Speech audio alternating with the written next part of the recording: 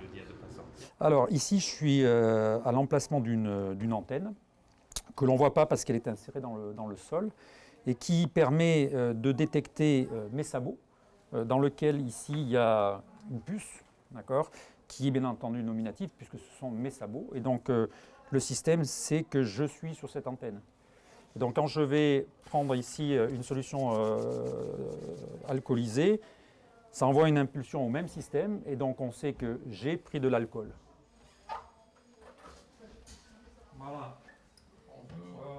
Là, il y a un deuxième appareil parce que si on veut respecter les 5 moments de l'OMS, il faut se désinfecter les mains avant de toucher le patient, c'est-à-dire avant de rentrer dans cette zone ici qui est marquée par ce deuxième tapis, qui est en fait la zone, entre guillemets, sécurité, qui permet de dire, quand je passe sur ce tapis-là, je dois avoir les mains propres.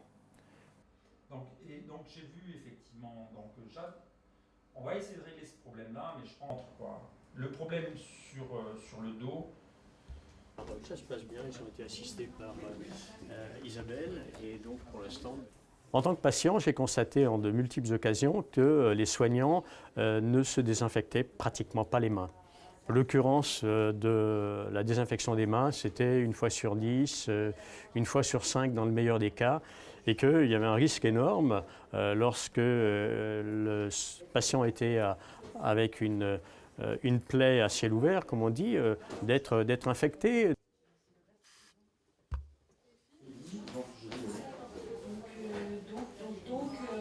On a mis en place un système de SMS qui est envoyé au personnel volontaire. Donc, les gens ont donné leur numéro de téléphone. Et donc, on a un SMS qui est envoyé tous les 15 jours à 2 groupes différents en termes de rotation et qui nous donne notre taux de lavage des mains. Pas le taux exact, mais il nous dit si on s'est amélioré, si on ne s'est pas amélioré ou si au contraire on a diminué. La note qu'on aurait souhaité, c'est peut-être 80, quoi. Donc, mais bon, on est passé de 20 à 50 pratiquement, donc ce qui est déjà très important, quoi. Faire les tests, Philippe, on va mettre pour faire une démonstration, on va monter cette maquette-là, cette antenne cuivre-là, par effectivement ce fil, comme l'on sous-tag, parce qu'il est rigide, on ne peut pas le casser, et inclus dans le sabot. Au début, on l'avait fait noyer directement dans le sabot par un organisme. Donc en réalité, il prenait ça, il le mettait dans son moule de sabot, il le coulait. La complexité de ça, c'est que les pointures, etc., il faut les adapter au personnel, c'est un peu compliqué. Donc aujourd'hui, ce que l'on fait, c'est qu'on entaille effectivement le sabot, on introduit le tag dans la chaussure et on rebouche avec de la colle qui résiste effectivement au lavage des sabots. Hein. Pourquoi les sabots? Parce que c'est le seul objet qui est individuel au personnel médical. Et oui, pensez-vous. Et ça sortit jusqu'au bout de la chaussure. Change les pieds. Et tu les changes. Il faut changer les puces. Oui, mais les en change. C'est comme ça, c'est pas pour faire de dos. Ah oui, je me suis servi.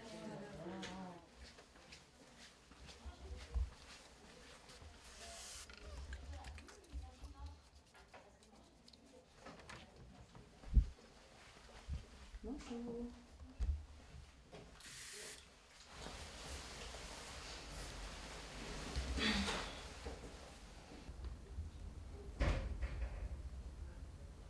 Alors oui, parce qu'il y a des situations dans lesquelles des fois on oublie ou on omet de faire la solution hydroalcoolique. Quand on mène un plateau repas, on n'est pas forcément dans l'optique de faire une solution hydroalcoolique.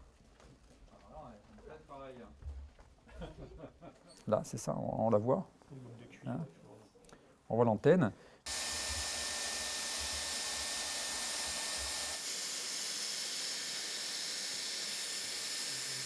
Et dans l'autre chambre, par contre, tu vas l'insérer. Tu vas essayer de décoller. Des antennes comme ça, on les utilise couramment pour lire des tags.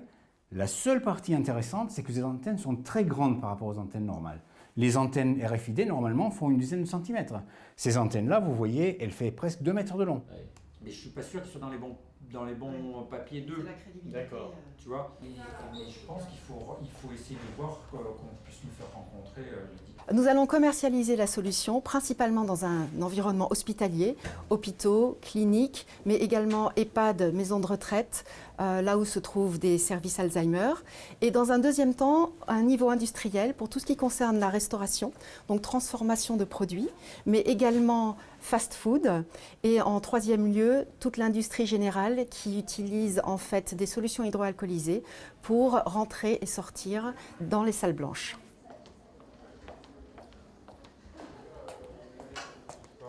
Moi, ça m'inquiète, docteur, parce que j'étais sur un tomicine, je ne sais pas quoi, là. Moi, je n'imaginais pas qu'en ayant une aussi longue expérience, si vous voulez, dans le lavage des mains, avec une équipe qui est performante, qui effectivement, juste pour un titre, consomme 300 fois plus d'alcool que les autres services finalement de l'assistance publique, donc on est les plus gros consommateurs de solutions hydroalcooliques, eh bien on a 20% d'observance du lavage des mains. Donc en pratique, ça veut dire qu'ailleurs, et ce n'est pas ailleurs dans l'assistance publique, c'est ailleurs dans les hôpitaux.